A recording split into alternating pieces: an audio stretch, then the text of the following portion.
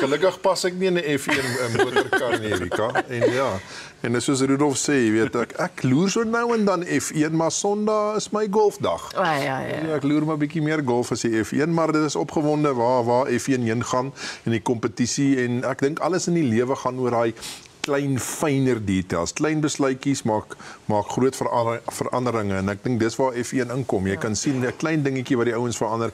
Soos coach Rudolf nou vroeër sê, jy weet, jy moet op die sekond of minder as 'n sekond besluit, bly jy uit of gaan jy kom jy in? Jy weet, en daai besluite kan 'n groot verskil maak vir wen en verloor. Ek is nou wat of jy het vroeër gepraat van alles gaan oor die span en so aan. Nou F1 is 'n bietjie moeilik want dit is 'n span en individueel. So Janie, ek wil by jou hoor as jy nou 'n F1 drywer is en jou span sê vir jou jy moet jou plek opgee vir jou spanmaat.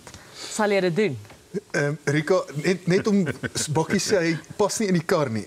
Die ding is as Bakkies op sy tone staan en plat lê, is hy groter as die kar. Wel, die F1 is baie meer interessant want ruk lank was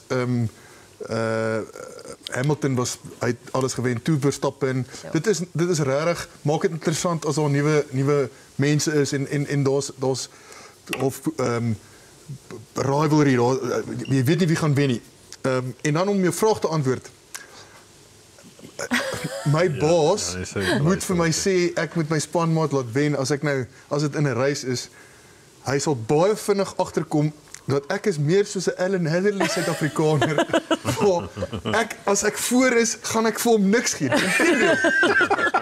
Inteendeel, ek hoor nie wat daai karre kos nie. As hy nog kom, gaan ek sal hom van die pad afry.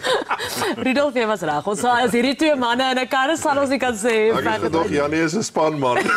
Nee, in die geval is dit niks oor die span. Maar in die kombuis, maak seker